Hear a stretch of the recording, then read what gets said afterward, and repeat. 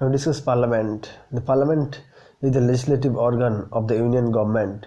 So it occupies preeminent central position in India in the Indian democratic political system due to adoption of the parliamentary form of government, also known as Westminster model of government. So why it is called Westminster model of government? Because the parliament is the legislative organ of the union government. It occupies preeminent and central position in the Indian democratic and political system. Due to adoption of the parliamentary form of government, also known as Westminster model of government. Article 79 to 122 in Part 5 of the Constitution deal with organization, composition, duration, officers, procedures, privileges, powers, and so on. Article 79 to 122 in Part 4 of the Constitution. Okay, please remember Article 79 to Article 122 of the Constitution deal with the Part 5 of the Constitution deal with organization, composition, duration, and officers, procedures, privileges, powers, and so on of the Parliament. Organization of Parliament. So under the Constitution, Parliament of India consists of three parts. That is the President, Council of States, and the House of People. In 1954, the Hindi names Rajya Sabha and Lok Sabha were adopted. Hindi names Rajya Sabha and Lok Sabha were adopted by the Council of States and the House of the People respectively. The Rajya Sabha is the upper house, second chamber or house of the elders, and Lok Sabha is the lower house, first chamber of the house, popular house. Okay. So Rajya Sabha mainly upper house and it is mainly second chamber or house of elders, Rajya Sabha, and Lok Sabha lower house, first chamber or popular house. The former represents the states and union territories of the Indian Union, while the latter represents the people of India as a whole. So the former represents the states and union territories of the Indian Union, while the latter represents the people of India as a whole. Okay, please remember.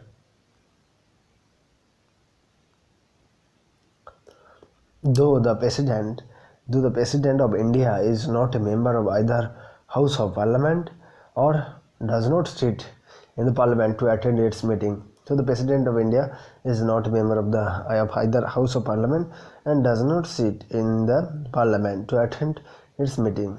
He is an integral part of the Parliament.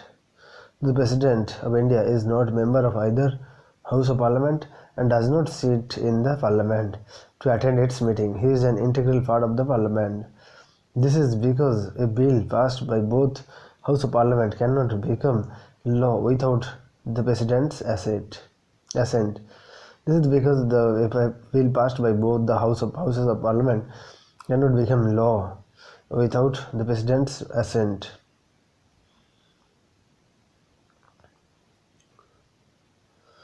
Next, also perform certain functions relating to the proceedings of the Parliament. For example, his summons and President summons and prorogues both the houses, dissolves the Lok Sabha and addresses both the houses, issues ordinances when they are not in session, and so on. So here some of the President also performs certain functions relating to the proceedings of the Parliament. For example, he summons and prorogues both the houses, dissolves the Lok Sabha and addresses both the House issues ordinance when they are not in session, and so on. In this respect, the framers of the Indian Constitution relied on the British pattern rather than American pattern. In Britain, the Parliament consists of the Crown, King of Queens, the House of Lords, upper house, and the House of Commons, lower house. But by contrast, by the American President, he is not an integral part of the legislature. In USA, the legislature, also known as Congress, consists of a Senate, upper house, and the House of Representatives, lower house. In USA, the legislature, also known as the Congress, and consists of the Senate, upper house, and the House of Representatives or lower house. The parliamentary form of government emphasizes on the interdependence between the legislative and the executive organ. The parliamentary form of government emphasized on the interdependence between the legislative and the executive organs. Since we have the president in parliament, like the crown in parliament in Britain, the presidential form of government, on the other hand, lays stress on the separation of legislative and executive organ. So the parliamentary form of government emphasizes on the interdependence between the legislative and executive organs. Since we have the president in parliament, and like the crown in parliament in Britain, the presidential form of government,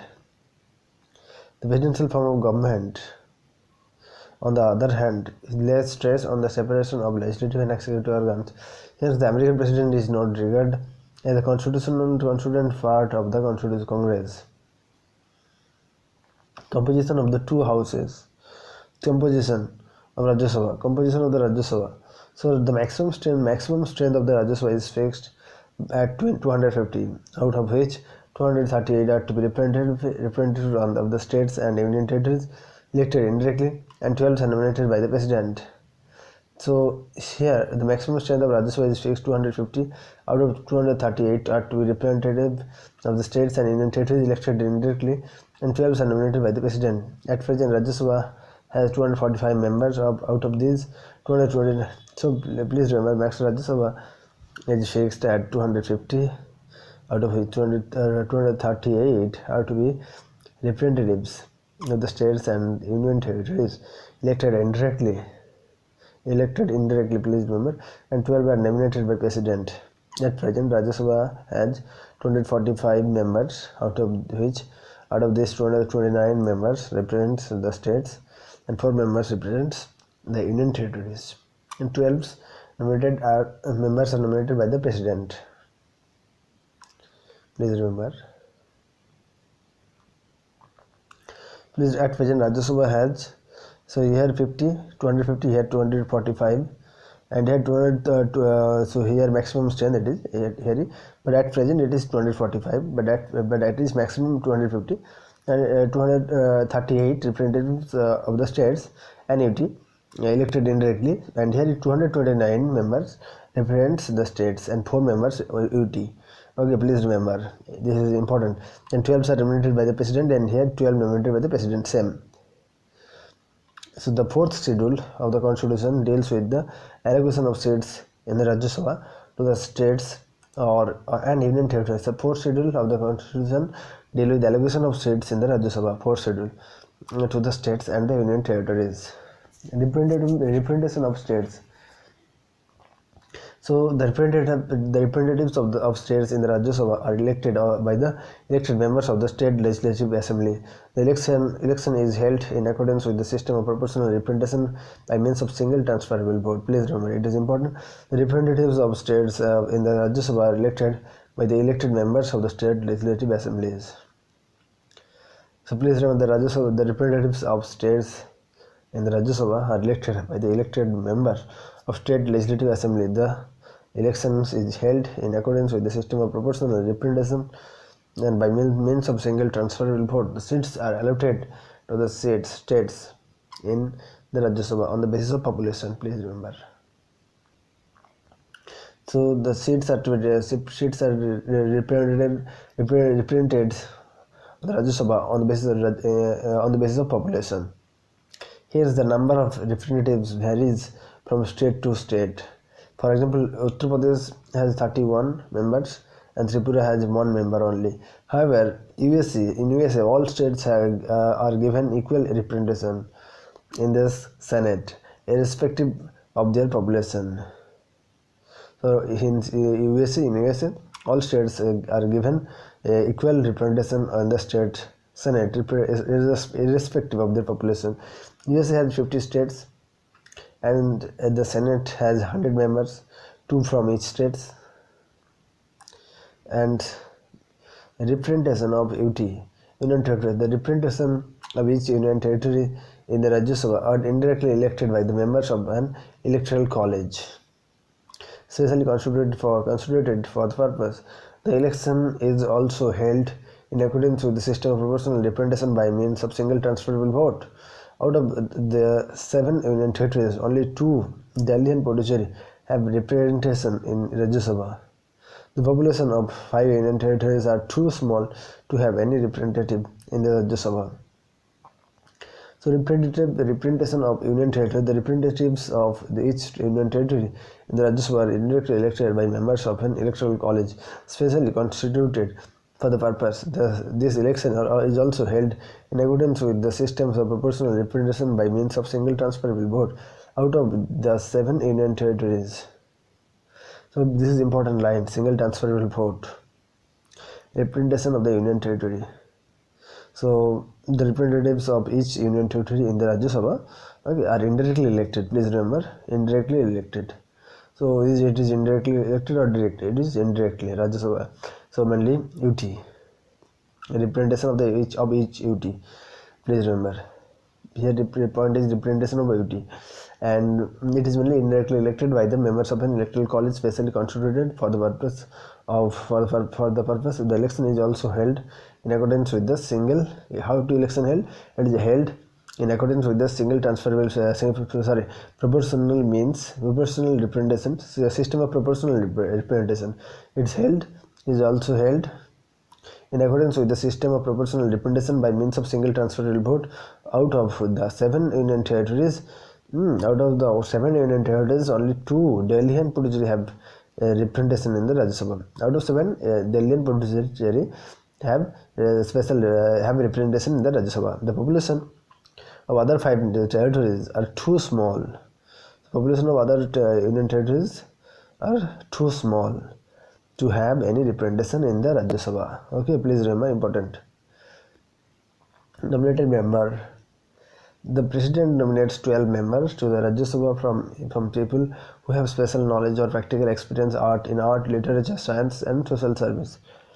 President nominates 12 members to the Rajya Sabha from people who have special knowledge or practical experience in art, literature, science, and social service. The rationale behind this principles of nomination is to provide eminent persons a place in the Rajya Sabha without going through the process of election. It should be noted that the American Senate has no nominated members. It should be noted that American State Senate has no nominated members. The president nominates 12 members to the Rajya Sabha from people who have special knowledge or practical experience in art, literature, science, and social service. The rationale behind this principle of nomination is to provide eminent persons a place in the Rajya Sabha without going through the process of election. It should be noted that here that the American Senate has no nominated members. The Constitution of Lok Sabha. The Constitution of Lok Sabha. The maximum strength of the Lok Sabha is fixed at 552, out of which up to this 530 members are to be the representatives of the states, and 20 members are to be the representatives of the UT, and 12 members are to be nominated by the president from the Anglo-Indian community. At present, Lok Sabha has 545 members. Of these, 530 members represents the states, and 13 members represents the Union Territories. 2 Anglo-Indian members are nominated by the president. At present, the Lok Sabha has 545 members. Of these, 530 members represent the states, and 13 members represent the Union Territory, and 2 Anglo-Indian members are nominated by the president. At present, Lok Sabha has 545 members. Of these, 530 members represent the state, and 13 members represent the Union Territory. 2 Anglo-Indian members are nominated by the president. Please remember.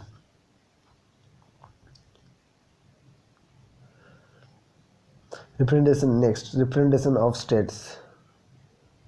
So representation of the state. The representatives of states in the Lok Sabha directly elected by the people.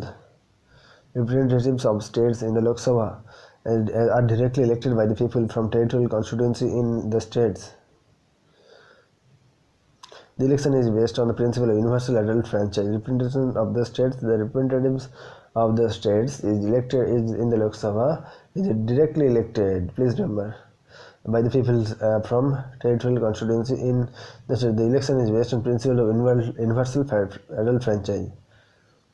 Every Indian citizen who is above 18 years of age, who is not disqualified under the provisions of the Constitution or any law, is eligible or to vote at such election. The voting age was reduced from 21 to 18 years. And by the 61st Constitutional Amendment Act of 1988, please remember, every citizen who is above 18 age and who is not disqualified under the provision of the Constitution or any law is eligible to vote at such election. The young age was reduced from 21 to 18 years. The voting age is reduced from 21 to 18 years by the 61st Constitutional Amendment Act 1988. So next we discuss another. So representation of union territories. The Constitution has empowered the Parliament to prescribe the manner of choosing the representation of the UT in the Lok Sabha. Accordingly, the Parliament has enacted the Union Territories direct election to the House of People Act 1965, by which members of the Lok Sabha from Union Territories are also chosen by direct election. The representation of the Union Territory. The Constitution has empowered the Parliament to prescribe the manner of choosing the representatives of the Union Territories in the Lok Sabha. Accordingly, the Parliament has enacted the Union Territories direct election to the House of the People Act 1965, by which members of the Lok Sabha from Union Territories are also chosen directly. Direct election, please remember. And so the Parliament prescribes the manner of choosing the representatives of the Union Territory in the Lok Sabha. So according to the Parliament has enacted the Union Territories direct election, please remember, of the House to the House of the People Act 1965. Nominated members. The President can nominate 2 members from the Anglo-Indian community if the community is not adequately represented in the Lok Sabha. Originally, this provision was to operate till 1960, but has been extended till 2020 by the 695th Amendment Act of 2009. Nominated member. The President can nominate 2 members from the Anglo-Indian community. President nominates 2 members from the Anglo-Indian community, please remember. So important is this line. President can nominate 2 members from the Anglo-Indian community if the community is not adequately represented in the Lok Sabha. Accordingly, this provision was operated till 1960. If the community is not adequately represented in the Lok Sabha. Originally, this provision was to operate till 1960, but has been extended till 2020 by the 95th Amendment Act of 2009. Which Amendment Act? It is 95th Amendment Act 2009. Please remember. So system of elections to Lok Sabha. System of election to Lok Sabha next. The various aspects related to system of election to the Lok Sabha are as follows. Territorial constituencies. For the purpose of holding direct election to the Lok Sabha, each state is divided into territorial constituencies. In this respect, the Constitution makes the following 2 provisions. So for the purpose of holding direct election to the Lok Sabha, each state is divided into territorial constituencies. In this respect, the Constitution makes the following 2 provisions. And it is the mainly first, each state is allotted a number of seats in the Lok Sabha in such a manner that the ratio between that number and its population is the same for all states. This provision does not apply to a state having a population of less than 6 million. So each state allotted a number of seats in the Lok Sabha in manner in such a manner that the ratio between that number and its population is the same for all states.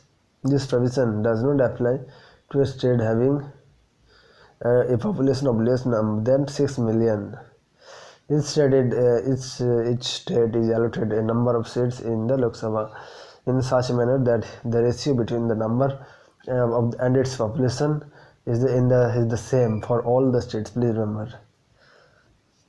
This provision does not apply to states having population of less than 6 million. This provision does not apply to a state having population less than 6 million. Each state is divided into territorial constituency in such a manner that the ratio between the population of each constituency and the number of seats allotted to it is the same throughout the state. So please remember, each state is divided into territorial constituency in such a manner that the ratio between the population of each constituency and the number of seats allotted to it is the same throughout the states. In brief, the constitution ensures that there is uniformity of representation in two respects between the different states and between the different constituencies. So in brief, here first you can see each state is allotted. Please remember, each state is allotted mainly. I just also know to territorial constituency now discussed. So here two provision is important. So direct election for the purpose of holding direct election to the Lok Sabha, each state is divided into territorial constituency. So in this respect, constitution make the following two provisions. Each state is allotted a number of seats in the Lok Sabha in such a manner that the ratio between that number and its population is the same for all. Okay, for all states. This provision does not apply to a state having a population less than 6 million. And second is each state is divided into territorial constituencies. Please remember, each state is divided into territorial constituencies in such a manner. Okay, and here you can see ratio between the number and its population in the same for all the states. But here that in such a manner that the ratio between the population of each constituency and the number of seats allocated to it is the same throughout the state. So each state ratio between the population of each constituency and the number of seats allocated to it is the same throughout the state. In brief, the constitution ensures that there is uniformity of representation in two respects. Okay.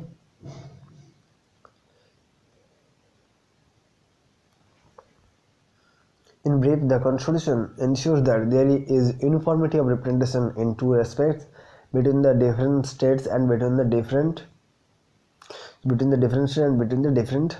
constituency in the same state. Please remember, between different states and between the different constituency in the same states. The expression population means the population as ascertained as the preceding census, of which the relevant figures have been published. The expression population means the population as ascertained at the preceding census of which the relevant figures have been published. Please remember, the population means here the population as ascertained at the preceding census of which the relevant figures have been published. Readjustment after each census. After every census, a readjustment is to be made in allocation of seats in the Lok Sabha to the states. The division of each states into territorial constituency in parliament is empowered to determine the authority and the manner in which it is to be made. Accordingly, the parliament has enacted the Delimitation Commission Act 1952, 1962, 1972 and 2002. Here please remember, after every census the readjustment is to be made, allocation of the seats in the Lok Sabha to the states and division of each state into territorial constituency. Parliament is empowered to determine the authority. Division of each states into territorial constituency. Parliament is empowered to determine the authority and the manner and the manner in which it is to be made. Accordingly, the Parliament has enacted Delimitation Commission Act in 1952, 1962, 1972, and 2002 for this purpose.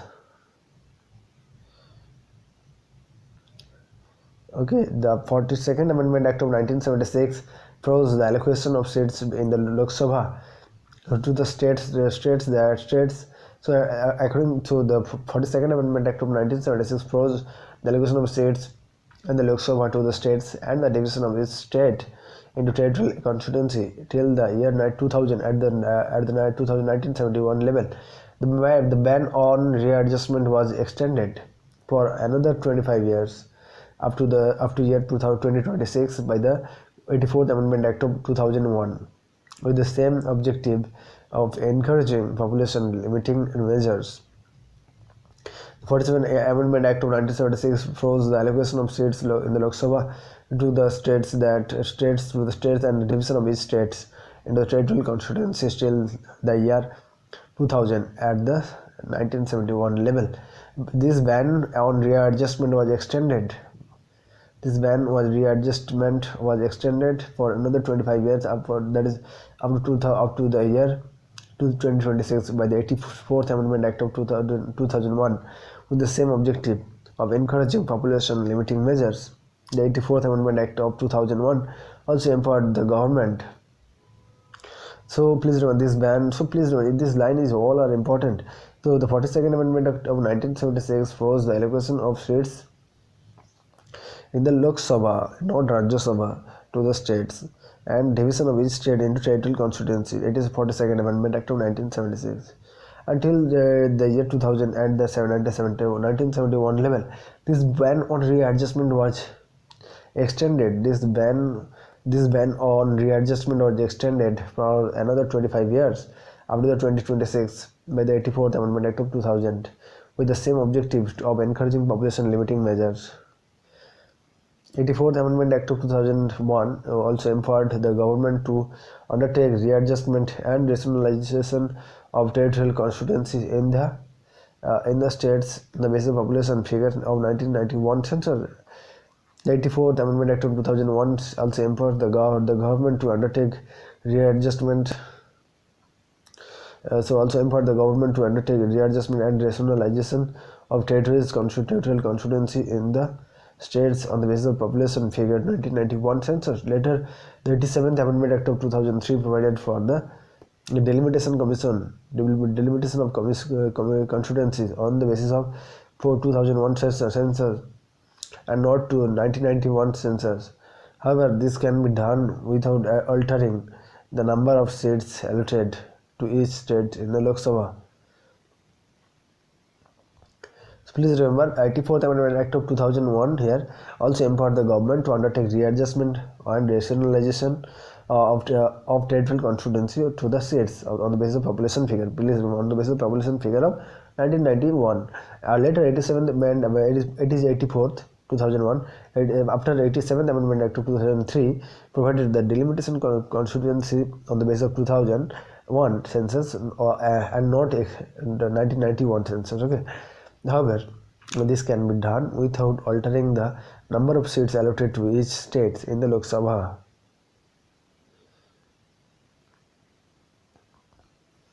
So, reservation of the SC and ST.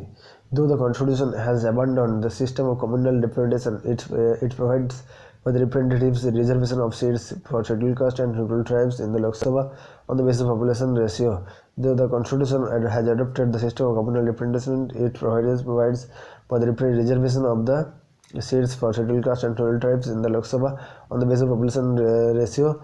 Okay, originally this reservation was to be operate for 10 years up to 1960, but it has extended continuously since then by 10 years in each time. Now under the 95th Amendment Act of 2009, under the 95th Amendment Act of 2009, this reservation is also last until 2020.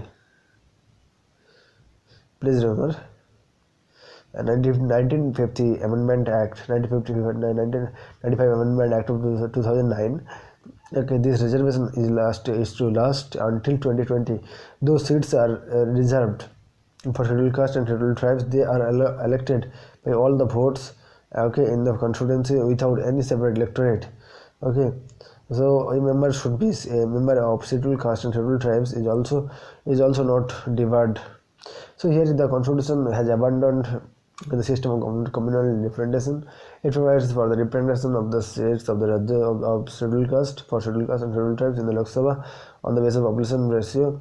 Originally, this reservation was to operate for 10 years, after 1960, but it has extended. It has been extended continuously since then by 10 years. This time now, under 95th Amendment Act of 2009, it is mainly this reservation.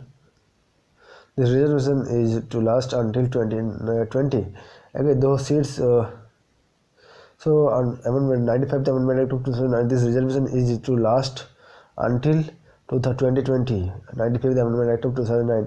Though seats are reserved for scheduled caste and scheduled tribes, so those seats are reserved for scheduled caste and scheduled tribes, they are elected by all voters in the constituency without any separate electorate. The members of scheduled caste or scheduled tribe is also divided from contesting a general seat. Please remember, so similarly contesting a general seat, general non-reserved seat. Okay. So 84th Amendment Act of 2001 provides for refixing of the reserved seats on the basis of population figures of 1991 census or as applied to the rationalization of the general seats. Later 87th Amendment Act of 2003 provided for the refixing of the reserved seats on the basis of 2001 census and 1991 census. The 84th Amendment Act of 2001 provided for refixing of the reserved seats on the basis of population figures of 1991 census as applied to rationalization of the general seats. A later 87th Amendment Act of 2003 provided for the refixing of the reserved seats on the basis of 2001 census and not 1991 census. Please remember. Proportional representation not adopted. Proportional representation not adopted. Please we discuss. The proportional representation not adopted. Though the constitution has adopted the system of proportional representation in the case of Rajya Sabha, okay, is not preferred the same system in the Lok Sabha. In the case of Lok Sabha, though the constitution has adopted the system of proportional representation in the case of Rajya Sabha, is not preferred the same system in the case of Lok Sabha. It has not preferred in the same case of in the case of Lok Sabha. The constitution has adopted the system of proportional representation in the case of Rajya Sabha. It has not preferred the same system in the case of Lok Sabha. Please remember. So please remember, though the constitution has adopted the system of proportional representation in the case of Rajya Sabha, it has not preferred the same system in the case of Lok Sabha. Instead, it has adopted the system of territorial representation for election of members to the Lok Sabha. So instead, it has adopted the system of territorial representation for the elections of members to the Lok Sabha. It has adopted the system of territorial representation for the election of the members to the Lok Sabha. Under territorial representation, every member of the legislature represents a geographical area. So every member of the legislature represents a geographical area known as the constituency. From each constituency, only one representative is elected. Okay, hence, such a constituency is known as a single member constituency. In this system, a candidate who secures majority of votes is declared elected. So, this simple majority system is representative does not represent the whole electorate. In other words, it does not secure due representation to minorities, small groups. So please remember here, from each constituency only one representative is elected. Hence, such a constituency is known as the single member constituency. In this system, a candidate who secures a majority of the votes is directly declared elected. The simple majority system is of representation does not represent the whole electorate. In other words, it does not secure the representation to minorities, small groups. The system of proportional representation aims at removing the defects of territorial representation. So it's mainly its aim. What is its aim? To removing the defects of territorial representation. Under this system, all sections of the peoples get representation in proportion to their number. So under this system, all sections of the people get representation in proportion to their number. Even the smallest section of the population gets its due to due share of representation in the legislature. Even the smallest section of the population get its due share of representation in the legislature. There are two kinds of proportional representation, namely single transferable vote system and list system. In India, the first kind of is adopted for the election of members of the Rajya Sabha and state legislative council. So in India, the first kind of adopted for the election of members of the Rajya Sabha and state legislative council, and for electing the president and vice president. There are two kinds of proportional representation, namely the single transferable vote system and list system. In India, the first kind means single transferable vote is adopted for the election of members of the Rajya Sabha and the state legislative council, and for electing the president and vice president.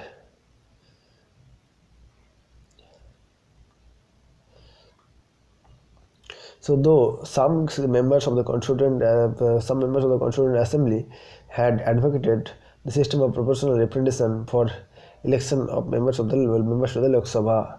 So, some members of the Constituent Assembly had advocated the system of proportional representation for the election of the members to the Lok Sabha. The Constitution has not adopted the system. The Constitution has not adopted the system due to two reasons. Because the difficulty for the voters to understand the system, which is complicated, difficult. So the Constitution has not adopted the system due to two reasons: because difficulty for the voters to understand the system, which is complicated due to low literacy scale in this country. Difficulty for the voters to understand the system because due to low literacy scale. Unsuitability to the parliamentary government due to the tendency. Unsuitability to the parliament due to the tendency of the system multiply political parties, leading to instability in the government. So unsuitability or to the parliamentary government due to the tendency of the system of multiply political parties, leading to instability in government. Additionally, the system of proportional representation has the following demerits. It is highly expensive. It does not give. So it is mainly highly expensive, and it has demerits. It is highly expensive. It does not give any scope. For organizing the election. It eliminates the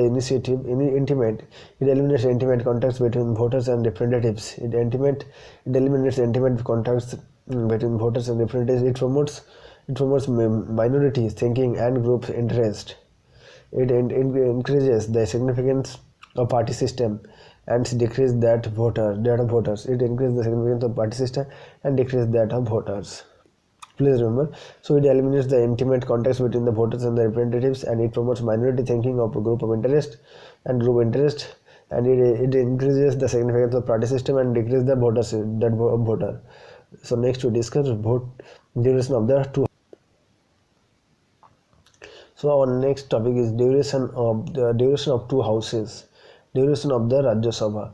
The Rajya Sabha first constituted in 1952 is the first Rajya Sabha first constituted in 1952 is a continuing chamber, that is, it is a permanent body. So it is a continuing chamber, Rajya Sabha, that it is a permanent body. Please remember.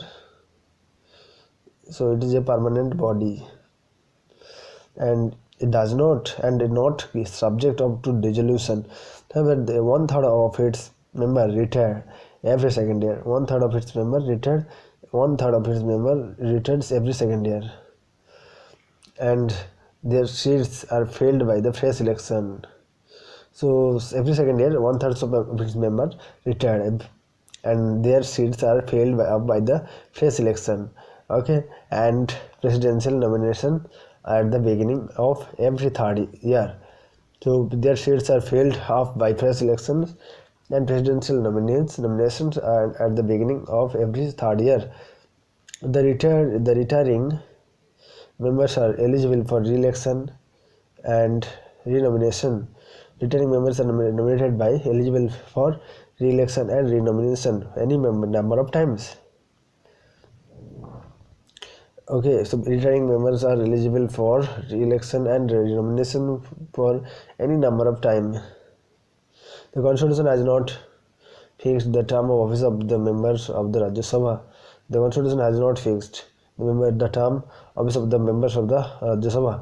Okay, and left it to the Parliament. Accordingly, the Parliament in the Representation of the People Act 1951 provided the Parliament in the accordingly the Parliament is the in the Representation of the People Act 1951 provided for that the term of the office of the members of the Rajya Sabha shall be 6 years. So, according to the Representation of People's Act, provided that the term of office of a member of the Rajya Sabha shall be 6 years. The Act also empowered the President of India to curtail the members the term. The Act also empowered the President.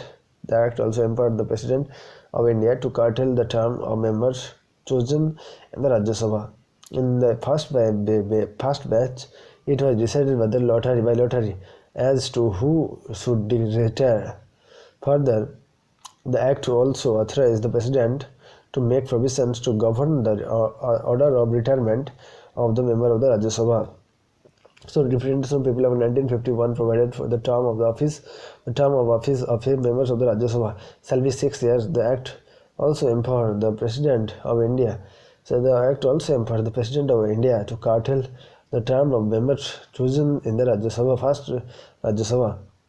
So, please remember, the Act also empowers the President of India to curtail the term of member chosen in the first Rajya Sabha. In the first batch, it was decided by lottery as to who should retire. Further, the Act also authorized the President to make the President to make the provisions to govern the order of retirement and retirement of the members of the Rajya Sabha. The Act also authorized the President to make provision to govern the order of retirement of the member of the Rajya Sabha. Duration of the Lok Sabha. Unlike the Rajya Sabha, the Lok Sabha is not a continuing chamber. Under the Rajya Sabha, the Lok Sabha is not a continuing chamber. Please remember, under the Rajya Sabha, the Lok Sabha is not a continuing chamber. Duration of the Lok Sabha. Under the Rajya Sabha, unlike the Rajya Sabha, the Lok Sabha is not a continuing chamber. Lok Sabha, and its normal term is 5 years. The date of its first meeting after the general election, after which it automatically dissolved. However, the President is authorized to dissolve the Lok Sabha. At any time, even before the completion of 5 years. However, the President is authorized to dissolve the Lok Sabha in any time before the completion of 5 years. And this cannot be challenged in a court of law. Further, the term of the Lok Sabha can be extended during the period of national emergency. So, further, the term of the Lok Sabha can be extended during the period of national emergency by a law of Parliament for 1 year at a time, for any length of time. So it is during the period of national. So for the term of the Lok Sabha can be extended during the period of national emergency. Be a law of Parliament for 1 year at a time, for any length of time. However, this extension cannot continue beyond a period of 6 months. This extension cannot continue beyond the period of 6 months after the emergency has ceased to operate. Membership of Parliament. Qualification. The Constitution lays down the following qualification for a person to be chosen as a member of Parliament. He must be a citizen of India. So he must make and subscribe to an oath or affirmation before the person authorized by the election commission for this purpose. So he must be a citizen of India. So qualification of members of parliament. So membership of parliament, mainly he must be citizen of India. Okay, and he must make the and subscribe to an oath or affirmation before the person authorized by the election commission for this purpose. In this oath or affirmation, he swears to be a true faith and allegiance to the Constitution of India. And so mainly in his oath or affirmation, he swears to be a true faith and allegiance to the Constitution of India, to uphold the sovereignty and integrity of India. So please remember here in his oath or affirmation, he swears so mainly so members of parliament, he must be citizen of India. He must subscribe oath or affirmation before the person authorized by the election commission for his purpose. In his oath or affirmation, he swears to bear true faith and allegiance to the Constitution of India, to uphold the sovereignty and integrity of India. He must be not less than 30 years, please remember, of the age in the case of Rajya Sabha, and not less than 25 years in the case of Lok Sabha. Okay, please remember, important line. And so not less than 30 years for the Rajya Sabha and not 25 years less than, it is mainly for the Lok Sabha. He must be possess other qualifications prescribed by Parliament. The Parliament has laid down the following additional qualification in the Representation of People Act 1951. Parliament has laid down the following additional qualification in the Representation of People Act 1951. Okay. So the Parliament has laid down the following additional qualification in the Representation of People Act 1951. He must be registered as an elector for a parliamentary constituency. He must be registered as an elector for a parliamentary constituency. This is the same in the case of both of Rajya Sabha and the Lok Sabha. The requirement that a candidate contesting an election to the Rajya Sabha from a particular state should be an elector that in that particular state was dispensed with in 2003. In 2000, so the requirement of that a candidate contesting an election to the Rajya Sabha from a particular state would be an elector in that particular state was dispensed with in 2003. In 2006, the Supreme Court upheld the constitutional validity of this change. He must be a member of a scheduled caste and scheduled tribe in any state or union territory if he wants to contest a seat reserved for them. However, a member of scheduled caste and scheduled tribes can also contest a seat not reserved for them. He must be a member of the scheduled caste and scheduled tribe, please remember, or in any state or union territory if he wants to contest a seat reserved for them. However, a member of the scheduled caste and scheduled tribes can also contest a seat not reserved for them. Disqualification. Under the Constitution, a person shall be disqualified for being elected as a member of parliament. If he holds any office of profit under the union or state government. Please remember, if any member of parliament holds any office of profit under the union or state government, except that of ministers or any other office exempted by parliament, if he is of unsound mind and states so declared by a court, if he is an undischarged insolvent, if he is not a citizen of India and has voluntarily acquired the citizenship of a foreign state and is under the acknowledgement or allegiance to a foreign state. So please remember, if he holds any office of profit under the union or state government, except that a minister or any other office exempted by parliament, if he is unsound mind and stands so declared by the court, if he an undischarged insolvent, if he is not a citizen of India or has voluntarily acquired the citizenship of a foreign state or under any acknowledgement of allegiance to a foreign state. if he is so disqualified under any law made by Parliament.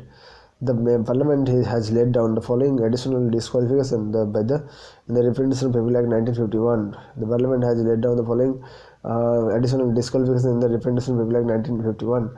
He must not have been found guilty of certain election offences or corrupt practices in the election.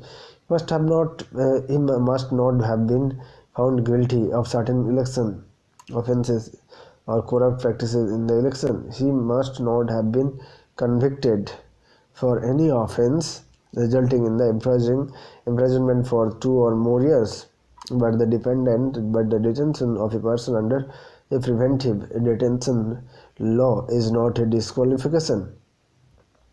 So, following additional disqualification under the Representation of People Act, he must not have been found guilty of certain election offences. Please remember, he must not have been found guilty of certain election offences, corrupt practices in the election. If he must not have been convicted for any offences resulting in imprisonment for 2 or more years, but in the detention of a person under a preventive detention law is not a disqualification. He must not have failed to lodge an account of his election expenses within the time. He must not have failed to lodge an account of his election expenses within the time. Okay, so he must not have any interest in government contracts, works or services. He must not be a director or managing agent, not hold any office of profit in a corporation in which the government has at least 25% share. He must not have been dismissed from government service for corruption or disloyalty to the state. He must not have been convicted for promoting enmity between different groups or for the offense of bribery. He must not have been convicted for promotion of enmity between different groups or for offenses for bribery. Please remember, he must not have been punished for preaching and practicing social crimes such as untouchability, dowry, sati. So he must not have been convicted for promoting enmity between different groups or for the office of bribery. Okay, on the question whether a member is subject to any of the above disqualification, the president's decision is final. However, he should obtain the opinion of the election commission and act accordingly. So, on the question whether a member is subject to any of the above disqualification, the president's decision is final. However, he should obtain the opinion of the election commission and act accordingly. Disqualification on ground of defection. Next we discuss. So next, disqualification on ground of defection. The Constitution also lays down the following: lays down that a person shall be disqualified from being a member of Parliament if he is so disqualified on the ground of defection under the provisions of the 10th schedule. Okay, remember, incurs disqualification under the detection law if he is voluntarily gives up the membership of a political party on whose ticket he is elected to the House, if he votes or abstains from voting in the House contrary to any direction given by his political party, if any independently elected members join any political party, if any nominated members joins any political party after the expiry of 6 months. The questions of disqualification under the 10th schedule is decided by the chairman in the case of Rajya Sabha and speaker in the case of Lok Sabha. The question of disqualification under the 10th schedule decided by the chairman in the case of decided under the question of disqualification under the 10th schedule is decided by the chairman in the case of Rajya Sabha and speaker in the case of Lok Sabha and not by the President of India. Please remember, disqualification is the 10th schedule. And in 1992, the Supreme Court ruled that the decision of the chairman, speaker in this regard is subject to judicial review. So in 1992, the Supreme Court ruled that the decision of the chairman, speaker, and in this regard, the subject to judicial review. So in 1992, the Supreme Court ruled that the decision of the chairman, speaker in this regard. So the chairman, speaker in this regard subject to judicial review in 1992. Voting or vacating of seats. Vacating of seats in the case vacating in the following cases, the member of parliament vacates in his seats. Double membership. A person cannot be member of both the House of Parliament at the same time. Thus, Representation Act 1951 provides the following. So, if a person elected to both the House of Parliament, he must intimate within 10 days. Okay, House 10 days with House he desires to serve. In default of such initiation, his seat in the Rajya Sabha become vacant. If a sitting member of the House is also elected to the other House, his seat in the first House become vacant. Please remember, all are important. Double membership. So if a member is elected both the House of Parliament, he must intimate within 10 days in which Lok Sabha he desires to serve in default. Okay, so in default of such intimation, his seats in Rajya Sabha become vacant. If a sitting member of one house is also elected, if one house, or if a sitting member of one house is also elected to the other house, his seat is in the first house become vacant. If a person is elected into two seats in the house, he should exercise his option for one. Otherwise, both seats become vacant. Similarly, a person cannot be a member of both the parliament and state legislature at the same time. If a person is so elected, his seat is in parliament becomes vacant. If he does not resign his seat in the state legislature within 14 days. A person cannot be a member of both the House of Parliament and the state legislature at the same time. If a person is so elected, his seat in the parliament becomes vacant.